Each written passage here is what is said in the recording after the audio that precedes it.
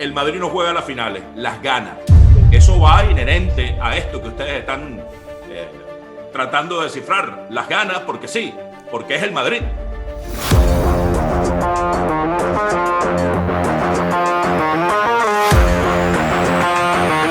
Bienvenidos a una nueva emisión de Los Cronistas 2.0. Acá estamos Daniel Chapela, Efraín Sabarce, Octavio Sazo y Fernando Arreaza con una presentación de Juega en Línea, el lugar más seguro para divertirse.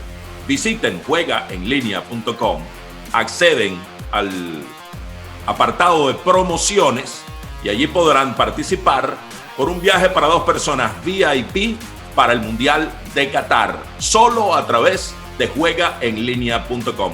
No dejen de hacerlo, jugando de una manera responsable, de una manera vaya, no los tenga en angustia, sino que disfruten esto y de alguna manera también sepan que acá lo van a hacer de manera absolutamente segura y confiable en el lugar más seguro para divertirse. Daniel, Octavio, Efraín, ganó el Real Madrid.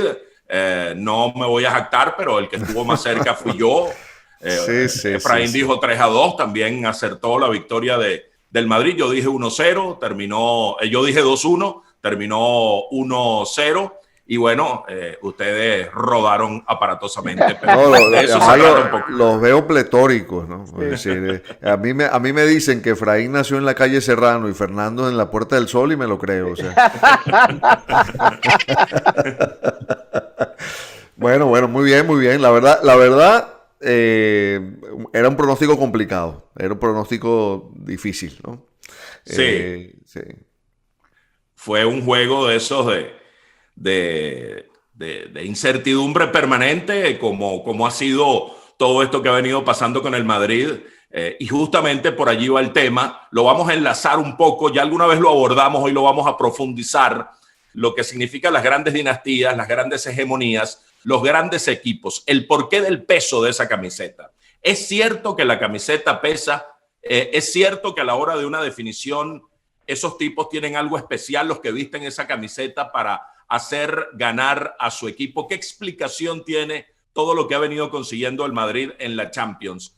Daniel y Octavio van a tratar de descifrar ese enigma en el programa de hoy y luego en la segunda parte y de promedio el dato de los cronistas que hoy va a girar en torno al Abierto de Francia, al Roland Garros, a ver quién lo gana.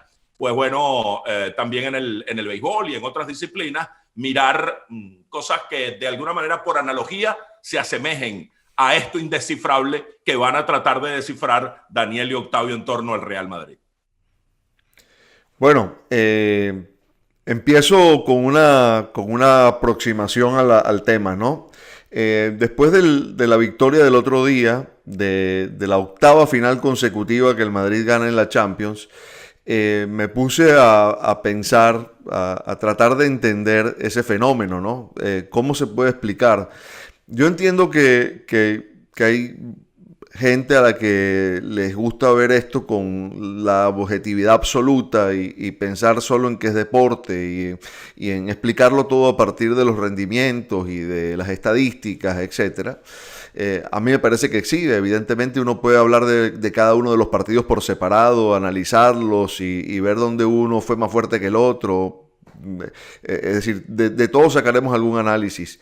Pero yo creo que aquí hay algo que va más allá, ¿no? El Madrid tiene 14 Copas de Europa.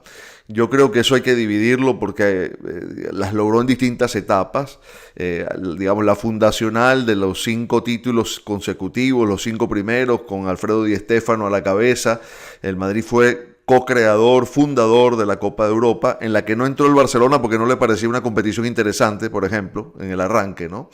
Después hubo un periodo de sequía de casi 3 décadas o de más de 3 décadas entre la última que gana en los años 60 y la que vuelve a conseguir en 1998, que es cuando comienza esta dinastía de 8 finales consecutivas. Y la pregunta que yo me hago y que la intentaremos responder es, Octavio, si hay algo más allá, si hay un valor añadido, adosado a la camiseta, a la institución, al nombre, que provoca que aparezca algo más que no se puede medir simplemente con las lecturas habituales de rendimientos que se hace cuando uno evalúa un partido, ¿no? Sí, yo creo, muchachos, que, digamos, lo primero pasa por el hecho de esta generación que nosotros vemos del Real Madrid, porque evidentemente nosotros todos no vimos jugar esa generación de las 5 Copas de Europa, ni nada de ese equipo que terminó marcando una diferencia y que hoy evidentemente hace que si nosotros quitáramos esas Copas de Europa hoy en blanco y negro, esas del equipo de Stefano y compañía, incluso hoy el Madrid seguiría siendo el más grande sin esas copas por todo lo que ha conseguido a partir de ahí o luego de eso. Yo creo que este Madrid, este Real Madrid, este Madrid de la modernidad, el Madrid que entró en el cambio de todo, en la mejora de su complejo deportivo, en la aparición de dinero para poder convertirse en un equipo realmente competidor en el mundo, eso que hizo que el Madrid juntara a los mejores jugadores. Ese punto de quiebre, Daniel, que tú dices, que comienza en esa final de Mijatovic contra la Juventus y que incluso yo creería que tiene su punto de quiebre en la décima, en la consecución de la tan ansiada décima. A partir de ahí el Madrid se arropa de un aura, de un equipo, digamos, vencedor por naturaleza. Muchos jugadores que enfrentan al Real Madrid ni siquiera conocen la historia con la que comenzó el Real Madrid, pero le creen a todo el entorno en que el Real Madrid, más allá de su nombre, Real Madrid, que le pega muy bien, más allá de eso, le creen a la historia del Real Madrid como un equipo realmente mágico y lleno de una, digamos, de unas chatarreras de una potencia que lo hace superior al resto de los rivales en Europa, de una jerarquía, era la palabra que quería decir. Y eso ha ido creciendo en los últimos tiempos, evidentemente, con la hegemonía que han tenido en esta versión, entre comillas, moderna de la Champions, y que hace que todo el mundo lleguemos a ese acuerdo de decir, bueno, es el dueño de la competencia y es el equipo que además mejor la sabe jugar, ¿no? Sea cual sea el resultado o sea cual sea su condición natural dentro del torneo español. Entonces me parece que el Madrid se ha ganado eso y que lo ha ido potenciando en los últimos tiempos, sobre todo desde la dirigencia, desde lo institucional, más allá de lo deportivo, que lo ha terminado de conseguir también. A ver, aquí pavoneándome por el Paseo La Castellana o por la Gran Vía o por la calle José Ortega y Gasset, echándome la jactancioso. Hay una frase que dice, el Madrid no juega las finales, las gana. Sí. Eso va inherente a esto que ustedes están tratando de descifrar. Las gana porque sí, porque es el Madrid. Mira, de que las gana, las gana. Ahí está la prueba, ¿no? Son 8 finales consecutivas, algo inusitado, ¿no? Pensemos que el Madrid dobla en cantidad de Copas de Europa al que tiene el segundo lugar, que es el Milan, ¿no? Lo dobla, o sea, multipliquemos por 2 y son los títulos del Madrid, ¿no? Yo pensaba a ver si logro darle forma a este argumento en el que he venido pensando, ¿no? Va a sonar un poco pomposo lo que voy a decir para ponerle un título. Es ¿dónde está el santo grial del Real Madrid, ¿no? ¿Dónde está el secreto? Yo pensaba en los efectos psicológicos, emocionales que pueden tener determinados logros o determinados torneos en equipos o en selecciones, ¿no? Pensaba, por ejemplo, lo que ocurrió con el fenómeno Vinotinto.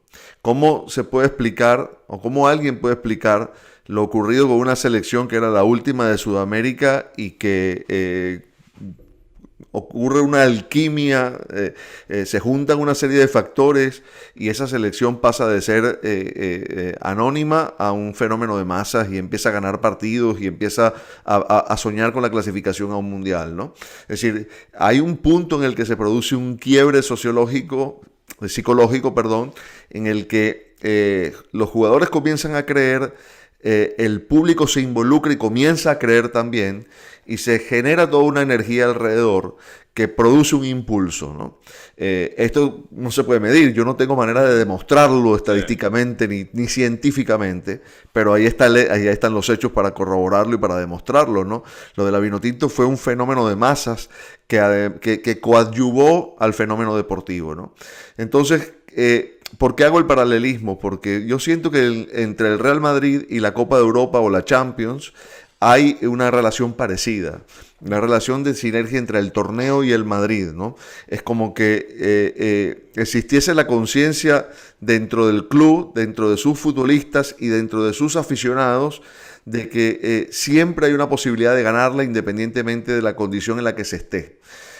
No es la primera vez que el Madrid obtiene una Champions, que no es este el caso porque ganó la Liga también, llegando en unas condiciones de víctima. Ante el Liverpool, el Madrid tenía algún favoritismo por la historia, pero no por el presente deportivo, como ocurrió en 1998 cuando enfrentó a la Juventus de Zidane y terminó ganando con un gol de Mijatovic, no teniendo una gran liga. Y le pasó muchas otras veces de llegar a la final de la Champions sin tener una buena liga. Y aún así las ganaba, ¿no? Y aún así incluso ocurrían milagros como aquel gol de Sergio Ramos en el minuto 93, cuando casi el Atlético de Madrid tocaba con las manos la Champions, ¿no? Entonces, es difícil de explicar, probablemente los futbolistas lo entenderán mejor, pero muchos de ellos ofrecieron ese testimonio, ¿no? ¿Qué se sentía ponerse esa camiseta cuando se enfrentaba a un partido de Champions? Y todos te refieren que hay una conexión especial que ocurre solo cuando ese himno suena y los jugadores se empoderan de una energía diferente para jugar los partidos y de una convicción de que se puede lograr porque ya otros lo hicieron. Y en la medida en que la historia se va repitiendo, yo creo que ese concepto toma mucha más fuerza y mucha más relevancia en estos jugadores y en los que vayan a venir. Porque Vinicius hablaba de cómo había jugado la final, que era la única que había disputado y la ganó, y lo decía con el mismo discurso de los veteranos, ¿no? Como que si fuera un asunto cotidiano, habitual, que el Madrid pudiera considerarse campeón de la Champions. Y es un hecho tan poco común que el que le sigue lo ha ganado 7 veces y es un equipo con más de 100 años de historia como el Milan. Y este Liverpool que quiso pelearle el título el pasado fin de semana tiene 6 y es una gran institución. Entonces tiene que haber algo fuera de lo normal, algo que no se explica solo con números y estadísticas para entender este fenómeno, ¿no? ¿Y cómo se explica eso, Daniel y Octavio, desde el punto de vista de la oficina? Porque hay una escogencia de jugadores, de talento, pero también de personalidades que creo se tiene que adecuar a lo que representa el Madrid como institución, como ente histórico, como legado. Uno puede entender, si hablamos de asuntos subjetivos, cosas difíciles de explicar, y así como hay jugadores probablemente talentosos, no, talentosos, como los que ha habido en el Madrid del 98 para acá, capaces de asumir responsabilidad, ponerse a la altura del legado que tiene encima, pues muy probablemente también hay un grupo de jugadores talentosos, pero sin las condiciones emocionales como para poder tener ese peso encima, porque uno podría explicarlo según, o entenderlo según cómo lo explicas, Daniel, por un asunto de inspiración, ¿no? Por lo que representa esa camiseta. Pero puede haber otro que también diga, a mí esto me pesa mucho y yo con esta carga no puedo. Entonces, ¿cuánto mérito tiene, o si hay mérito realmente, de quienes hacen las escogencias en los últimos años en el Madrid? Claro, evidentemente mucho de lo que hoy está cosechando el Real Madrid tiene que ver con Florentino Pérez y la dirigencia actual del club, que ha entendido que para superarse, que para mantener al Real Madrid en la élite, tiene que tener el mejor campo de entrenamiento, el mejor estadio disponible, las mejores condiciones para los jugadores. Fíjate algo que te voy a contar, Efraín, cuando yo era muy pequeño, bueno, niño, digamos, nosotros, como todos ustedes saben, yo tenía relación con Pedro Febles. Pedro Febles nos dirigía a nosotros a un colegio de españoles en la que, en serio, si yo les cuento, la gente del Real Madrid era muy poca. Te lo juro, yo tenía 2 o 3 compañeros que sus papás eran hinchas del Madrid, españoles estoy hablando, ¿no?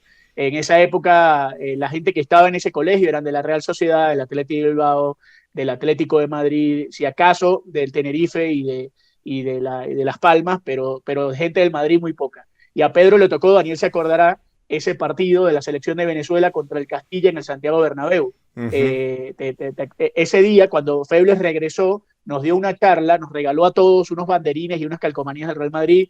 La mayoría de nosotros no nos importó, porque además el Madrid en esa época no le ganaba a nadie, y estaba el recuerdo muy cercano de que el Milan lo goleaba cada rato en la Copa de Europa, y Pedro nos contó, y entre la charla que nos dijo, era que el Madrid era el mejor equipo del mundo, pero lejos, con una diferencia lejos, porque le hacía sentir al jugador y a los rivales esa grandeza, que ellos habían ido a jugar contra el Castilla, que no tenía que ver, pero que desde que ellos entraban al Santiago Bernabéu sabían que esa era la casa del Real Madrid. Y lo comparaba con algunas otras cosas. Decía, hay estadios en Europa que están marcados con frases diciendo, aquí mueren todos, estos somos grandes, y ninguno te refleja eso en la cancha. El Madrid te lo hace sentir desde que tú llegas con la alfombra roja hasta que tú sales de ahí para hacerte sentir esa grandeza. Y fíjate, Pedro lo decía, te estoy hablando en la época en que el Madrid acaba de perder 5-0 con el Milan de Van Basten y Gullit, no en esta época de ahora. Y ahora todos lo dicen igual. Uno escucha a James Rodríguez contar cómo era el Real Madrid por dentro, uno escucha a Ruggeri en la final de la Champions hablar de cómo es el Real Madrid por dentro, y esa grandeza que ellos reflejan institucionalmente la trasladan deportivamente para que los jugadores hoy sientan eso. Atrás quedó esa generación, y me acabo de acordar de Diogo, Pablo García, esos jugadores del Real Madrid que no pudieron, que fueron y que fue un Real Madrid gris, opaco, y que advirtió o que presentó el cambio a este Madrid ahora. Y ahora la verdad es que son muy pocos jugadores los que llegan al Real Madrid sin condiciones para llegar al Real Madrid, y no pueden estar en el Real Madrid. El Real Madrid ha cambiado potencialmente también esa historia, ¿no? Bueno, hay una línea que une, Efraín, para intentar darle una respuesta a esto que planteas. Hay una línea que une al Madrid de Florentino Pérez con el Madrid de Santiago Bernabéu, ¿no? Sí. Y no es solo el hecho de que ya Florentino Pérez tiene tantas Copas de Europa como las que coleccionó Bernabéu como presidente del Madrid. Cada uno ganó 6 de estos torneos, ¿no?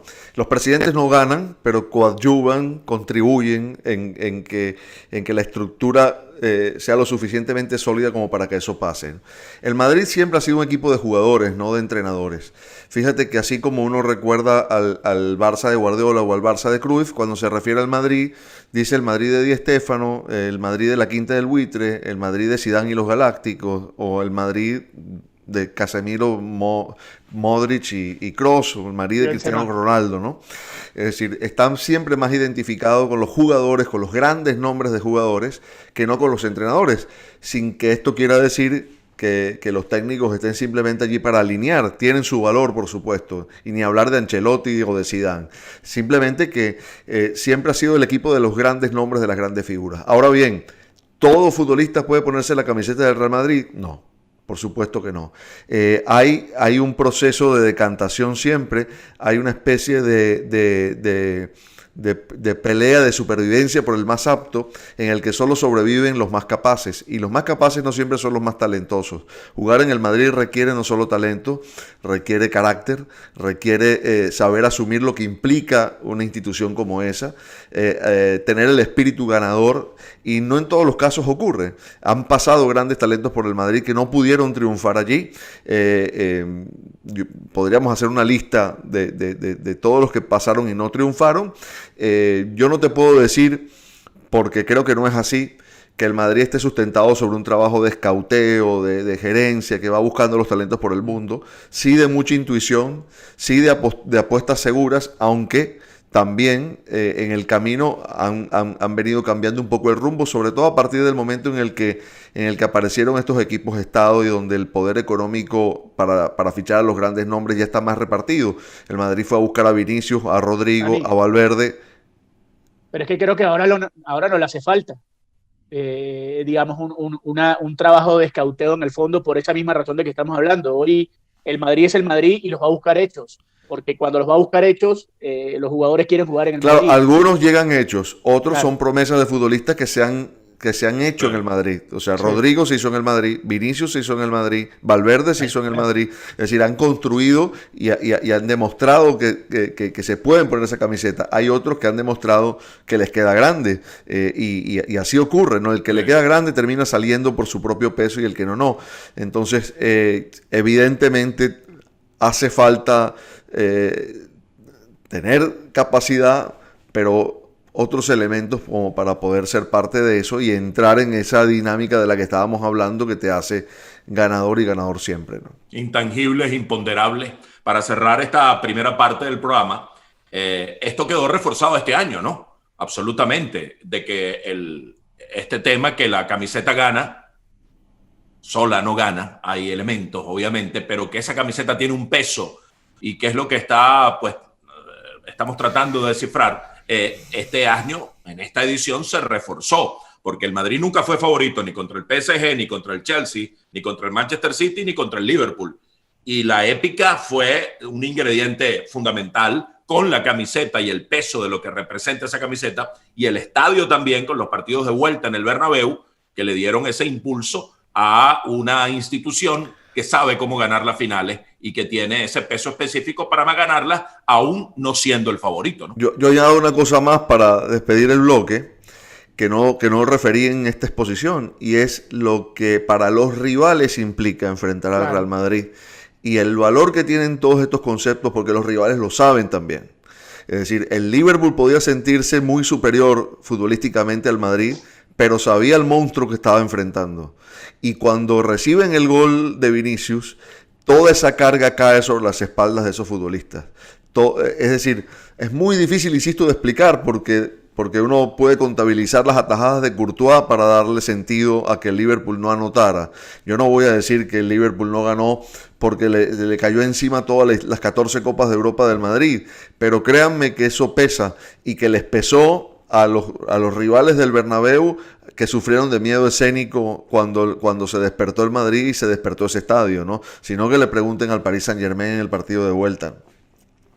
Sí, señor. Eso ocurrió, es un hecho, con esos factores intangibles, imponderables, que hacen a una institución algo legendario.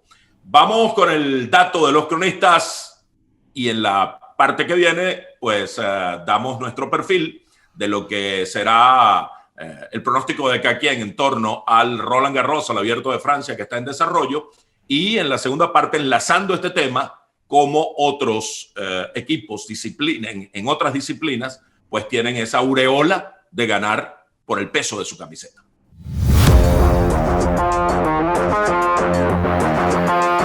En el intermedio de esta nueva edición de Cronistas 2.0, vamos con el dato de los cronistas, que en esta ocasión va en torno al Abierto de Francia, el Roland Garros, que está en desarrollo. ¿Quién gana el Abierto de Francia? Quien lo acierte, pues entre las 4 personas, los 4 tweets que vamos a colocar y que participaron en el tweet, es bueno aclarar eso, hay un tweet que ponemos en la cuenta de los cronistas. De allí, en forma aleatoria, salen 4 seleccionados para participar por el sorteo final. Y quien acierte el pronóstico se lleva una free bet de $20, cortesía de Juega en Línea. La semana pasada acertaron 2 personas que el Madrid ganaba, pero no con el marcador exacto.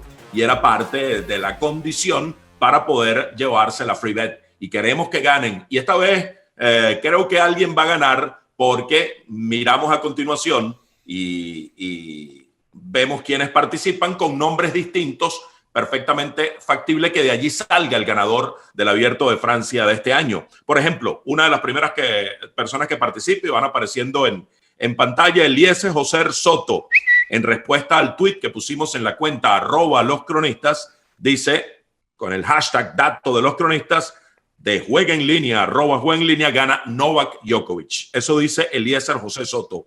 Reinaldo Zapata, dato de los cronistas, ganará Daniil Medvedev, usuario Empe Zapata. Entre tanto, Alberto Pineda dice, ganará Carlos Alcaraz, usuario Albap15, y pone la etiqueta dato de los cronistas y la cuenta @Juega en Línea. Y Jesús Luna, ganará Rafael Nadal, usuario Jesús Luna 199. Así que alguna persona probablemente se lleve esta semana la free bet de $20, cortesía de Juega en Línea, el lugar más seguro para divertirse. Pero viene ahora el dato de cada uno de nosotros. ¿Quién comienza? Yo siempre me quedo de último, no importa. A ver, yo comienzo, dale, pues. No, yo siempre voy al mismo. No vayas a lesionar a Daniel Medvedev, que la otra vez que pronosticaste a Medvedev, el hombre se lesionó y perdió un mes de juego. No, yo siempre voy al mismo. Desde la salida del Chino Ríos, yo siempre voy al mismo. Rafa Nadal. Yo voy con Nadal esta vez. Me suena el Chino Ríos, pero no me suena. A mí se me hace muy difícil, o sea, ¿cómo uno le va a creer a alguien que le gusta el Chino Ríos? No, eso es para otra edición de los Cronistas 2.0, Claudio. Fernando, era un poco antipático el Chino Ríos, ¿verdad? No era un tipo simpático, sí, era un tipo medio. No, era un caramelito, sí. Sí, no lo era. Bueno, Gastón Gaudio, pues me cambio. Mira, oye, ¿cómo se le puede ir en contra a Rafael Nadal en Roland Garros? O sea, creo que ha jugado más de 100 partidos y ha perdido 3. Es el Madrid de Roland Garros. Sí, o sea, a mí se me hace muy, muy complejo eso. Yo voy por lo seguro, voy por Rafael Nadal. Por cierto, hago un inciso. Fernando, está muy bonita tu chemise. Yo me la pondría. Está muy bonita tu chemise. La estoy viendo, la estoy detallando y yo me pondría esa chemise. Chemise de tenista. De tenista, exacto. Sabía que había el dato en torno al tenis y me puse esta camisa. Está muy bien, está muy bien, muy acorde. Yo coincido, me gusta su camisa. Les agradezco. A ver, yo tengo mi gallo, yo sigo con mi candidato. Todos sabemos. El mío y lo puedo argumentar, pero no es el espacio para hacerlo, pero el mío es Carlos Alcaraz. Yo creo que Carlos Alcaraz se consagra campeón de Roland Garros y gana su primer Major. Bueno, está bien. Yo me voy a ir con un bono de dato hoy también aquí, porque yo creo que lo gana Novak Djokovic. Yo creo que el partido de cuartos de final entre Nadal y Djokovic lo gana Djokovic. Creo que está más en forma. Creo que el partido de Nadal contra Félix Auger-Aliassime, sí, el canadiense, que lo llevó a 5 sets, me parece que sugiere que Nadal no está en el tope, y de hecho no lo está. Tiene el problema en el pie. Nunca se puede descartar, porque como decía Daniel, es el Madrid del Roland Garros con 13 victorias y solo ha perdido 3 veces aquí, 2 veces con Djokovic, nunca en una final. Las 13 veces que Nadal jugó la final de Roland Garros, la ganó, nunca la perdió. Entonces ir contra él es complicado, pero creo que Djokovic está en mejor forma y le va a ganar a Nadal y eventualmente va a ganar el torneo en una final con Daniil Medvedev. Yo veo esa final. Y como un dato para una sorpresa, si quieren multiplicar su dinerito y se da esto, este muchacho Holger Rune, el danés, que tiene 19 años, la misma edad de Alcaraz, tienen una semana de diferencia. Él cumplió 19 el 29 de abril. Alcaraz cumplió el 5 de mayo, 19 años. Lo que pasa es que Alcaraz está más formado, más fogueado, porque saltó al profesional más joven, y este muchacho danés saltó en 2020 al profesional. Pero le ganó a Stefano Tsitsipas, que jugó la final de este torneo el año pasado, fue campeón junior acá en estas canchas de París. Y si quieren una sorpresa allí para intentar multiplicar su dinerito, creo que Holger Rune puede llegar hasta la semifinal, al menos con Daniil Medvedev, y cuidado, porque tiene el talento este muchacho danés. Yo estoy de acuerdo. El fenómeno de Holger Rune es que nunca había jugado Roland Garros y en su primera participación habló a nivel Major, ¿no? Sí, lo ganó como junior. Lo ganó como 2019. junior.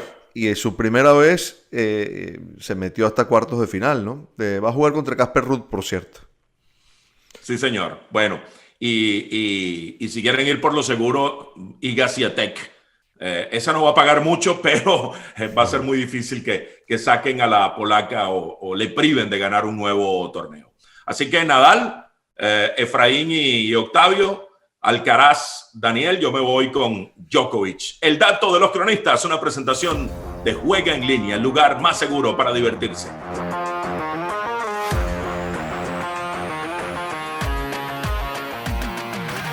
Estamos hablando del Real Madrid, de la grandeza, de entender un poco de dónde sale toda el aura y la magia que hay alrededor de un club como el Real Madrid, que es capaz de ganar tantas copas de Europa, de definir en instancias tan cruciales con el hecho de saberse superior a sus rivales y ser el dueño definitivo del fútbol europeo y seguramente el equipo más importante en la historia a nivel del fútbol mundial, evidentemente hablando de clubes.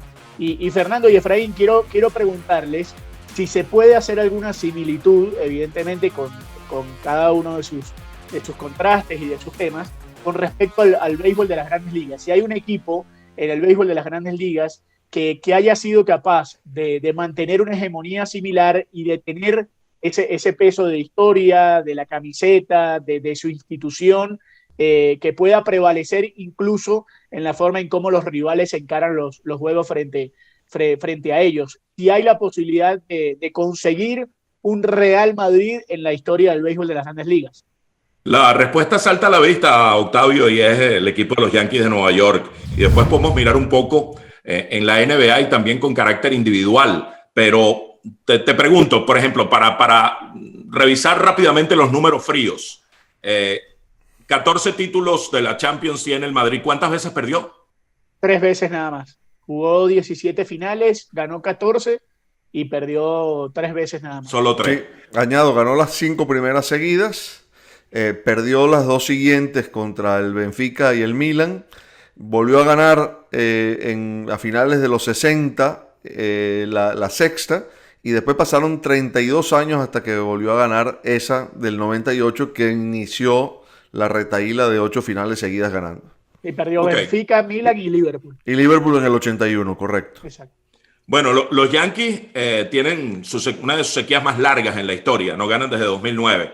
Pero en los fríos números, Efraín, los Yankees han ganado el título de la Liga Americana 40 veces y han ganado la Serie Mundial 27 veces. Es decir, solo han perdido 13 series mundiales. Y en la comparación que hacía Daniel de cómo el Madrid duplica a su más inmediato perseguidor en títulos de la Champions, 14-7, los Yankees, más que eso, el segundo equipo con más títulos en la historia tiene 11, que son los Cardenales de San Luis, y los Yankees tienen 27 títulos de Serie Mundial. La última vez que los Yankees perdieron una Serie Mundial fue en 2003 contra los Marlins. Pero vamos a hacer un poco de historia para escucharte, Efraín, y poner un poco en contexto lo que es la dinastía o lo que representa como institución en el mundo de las grandes ligas Yankees de Nueva York.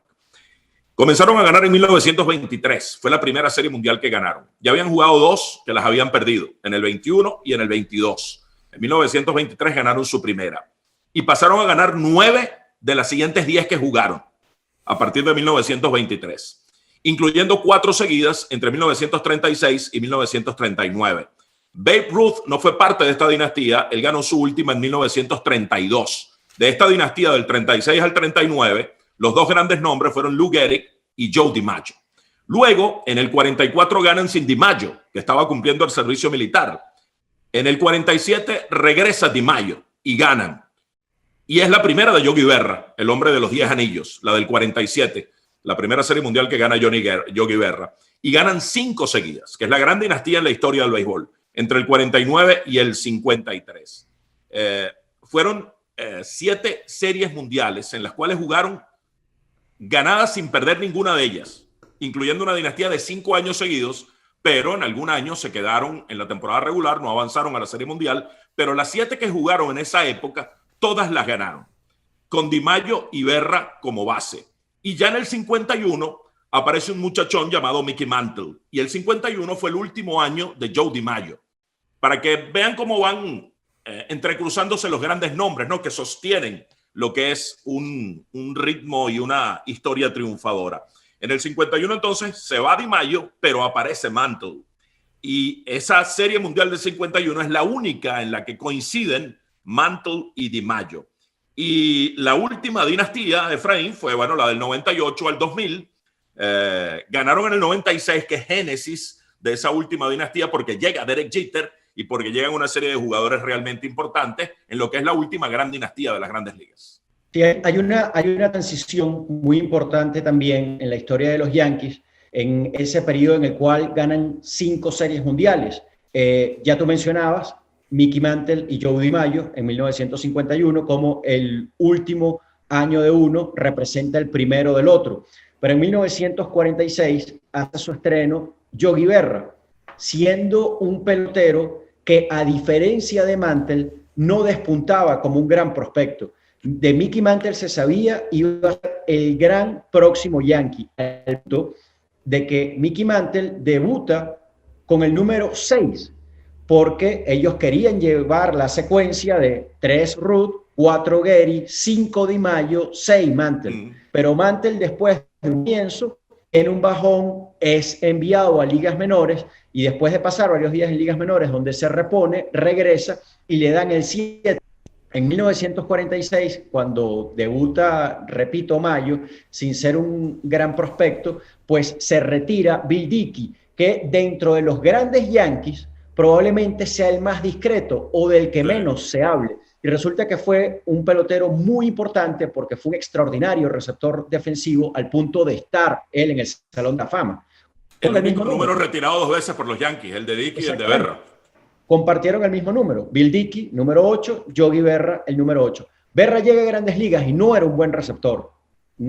Podía batear, pero como receptor tenía muchas deficiencias, y los Yankees deciden mantener a Bill Dickey para un año más en el equipo, pero única y exclusivamente se dedique a trabajar con Berra. Y lo hace también que Berra termina convertido en un gran receptor, y en 1947, es decir, el año siguiente a su debut, cuando ya es receptor titular de los Yankees, pues ganan esa serie, y después del 49 al 53 sabemos lo que ocurrió. Fue también la transición entre peloteros como Phil Rizzuto, por ejemplo, que fue muy importante para los Yankees, y otros que llegaron después, como en el caso de Whitey Ford, un gran lanzador. En fin, hubo esa, Fernando, coincidencia de dos generaciones que se fundieron para entonces darle fuerza a esos 5 años consecutivos de victorias para los Yankees, que termina siendo la gran época dorada de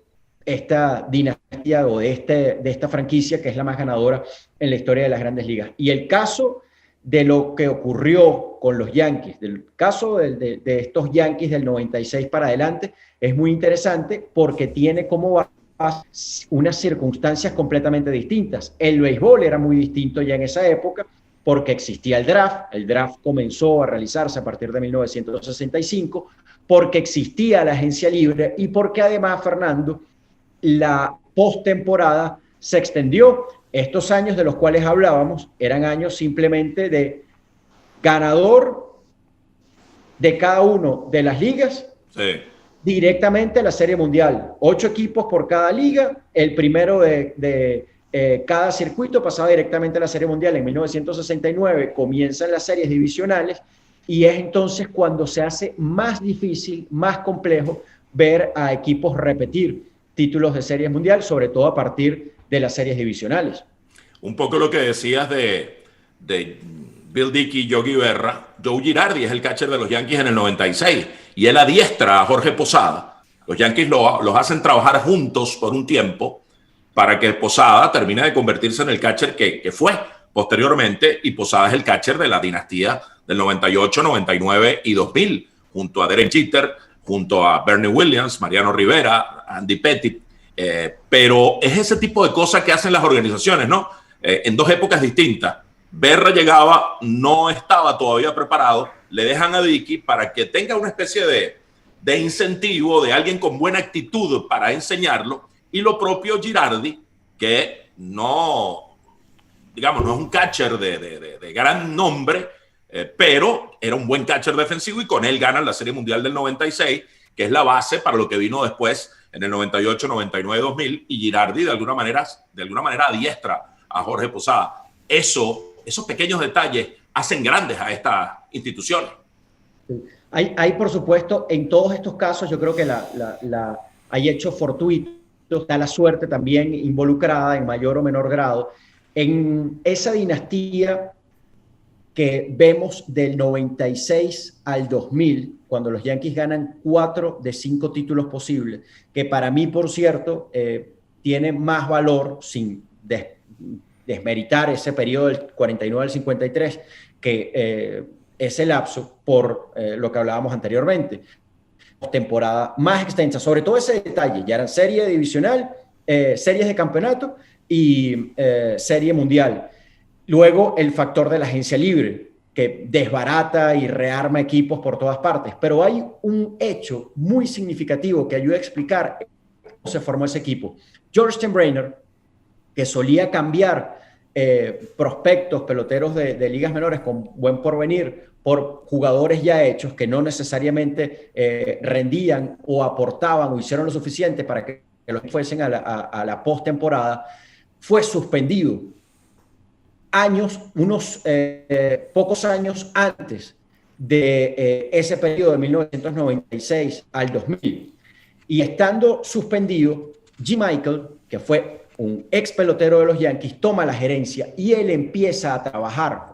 Steinbrenner, suspendido por Major League Baseball, no podía tener ningún tipo de edad siquiera con su equipo, aún siendo él el dueño absoluto de la franquicia. Y él empieza a trabajar de forma independiente. Es allí cuando se da la firma de Derek Jeter, es allí cuando llega Posada, es allí cuando llega Bernie Williams, es allí cuando se realiza un cambio muy importante, Paul O'Neill por Roberto Kay, y llega Buck Showalter a dirigir a esos Yankees hasta 1995, que lo forma para que después, a partir del 96, ya con Bob Watson como gerente general y George Steinbrenner de nuevo al frente del equipo, pues él se encargue de ya darle los últimos detalles a esa franquicia. Yo creo, Fernando, que posiblemente, Fernando y Octavio, sin esa suspensión de Steinbrenner, sin poder Jim Michael trabajar de forma independiente, bajo sus propios criterios, difícilmente esa generación hubiese coincidido en los Yankees. Ahora, les pregunto, saliéndonos digamos, de esto que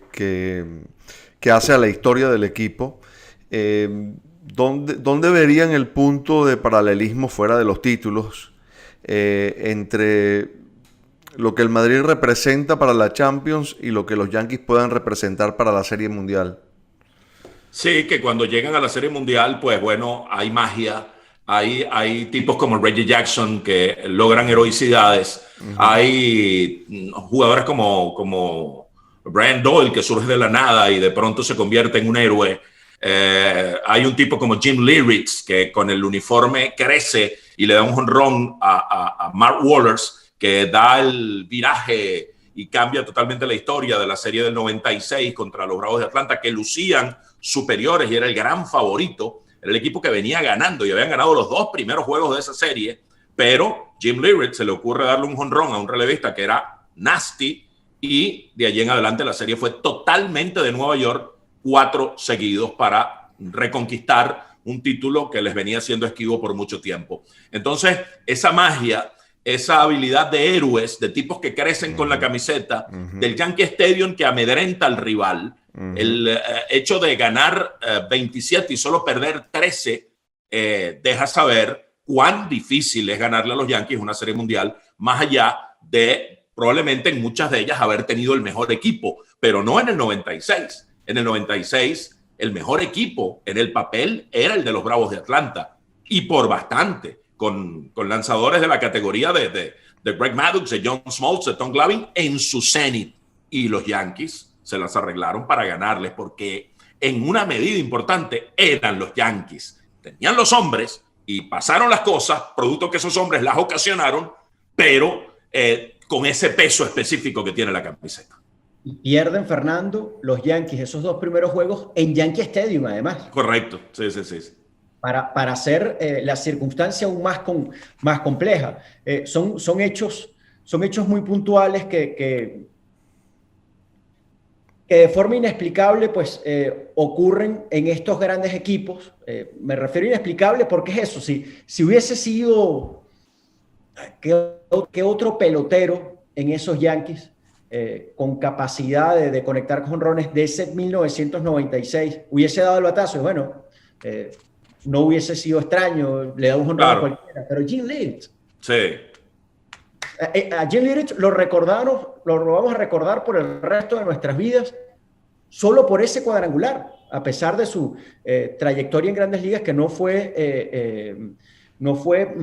efímera, pero no fue un pelotero destacado, salvo ese cuadrangular tan puntual que pareció cambiar no solamente la historia de esa serie mundial, sino muy probablemente lo que vino años después. Y siempre creo también hay una figura central en todo esto, en el terreno de juego, y esa figura era, para mí, no sé cómo lo ves tú, Fernando, Derek Jeter, aun cuando en ese 1996, él, a pesar de haber debutado el año anterior, mantenía el estatus de novato.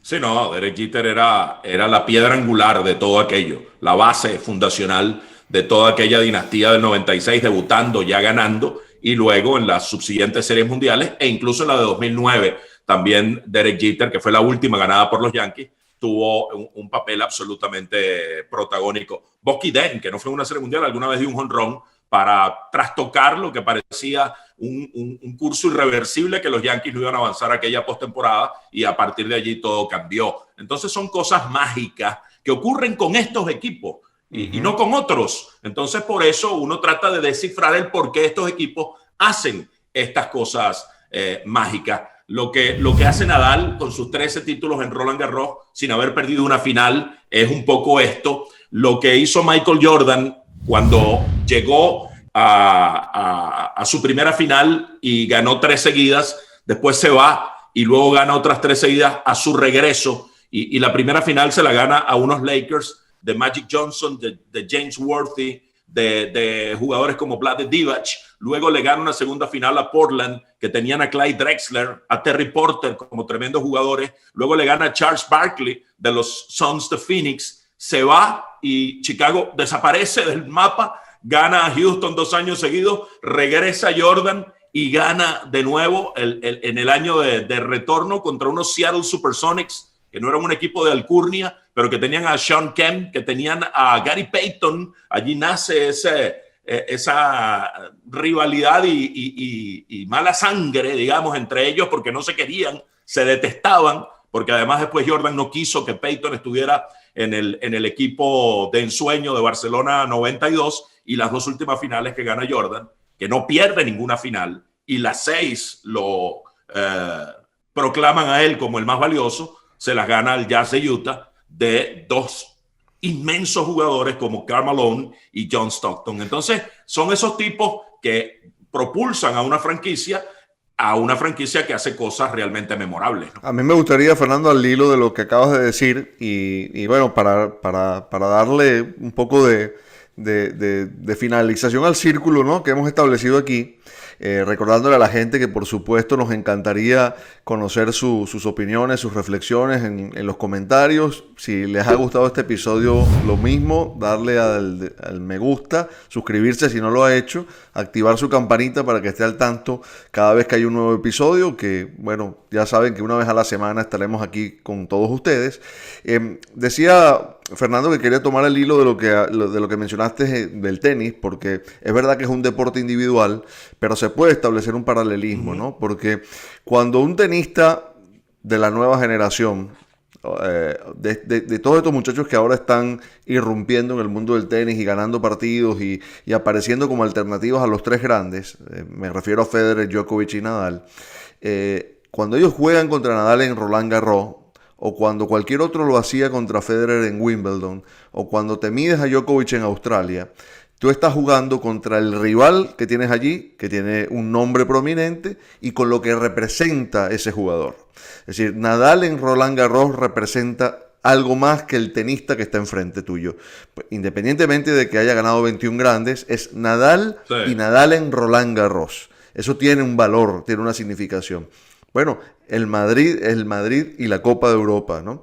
Es decir, es el Madrid y los valores que vienen allí. En tiempos de Big Data, estos análisis, qué sé yo, son absolutamente subjetivos, ¿no? Pero para mí son tan válidos como los que hacen a las estadísticas, ¿no? Y cuando juegas contra los Yankees, me imagino son los Yankees en la Serie Mundial, ¿no? Es decir, sí, tú dices, no es cualquiera rival, son los Yankees en la Serie Mundial, o es el Madrid en la Copa de Europa, ¿no? Que es lo que siempre te deja un resquicio para que, independientemente de las condiciones en las que lleguen, tengas que darle un beneficio a la posibilidad de que siempre, en las peores condiciones, te puedan ganar. Fíjate que en el tenis, y ya vamos a ir terminando, alguna vez Bjorn Borg ganó 3 años seguidos Roland Garros y Wimbledon, dos torneos absolutamente disímiles. Eso es una proeza, eso también es alguien que con magia logró predominar en dos torneos de características tan diferentes y los ganó 3 años seguidos, ambos, uno tras otro.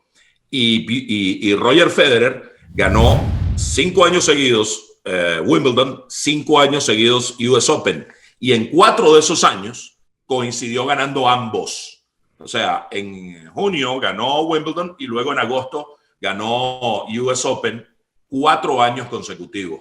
Pero Nadal, en diferencia al resto del mundo, son esos 13 títulos seguidos en Francia, y en finales generales, y aquí nos apoyamos en data, Nadal ha ganado 91 finales y ha perdido 37.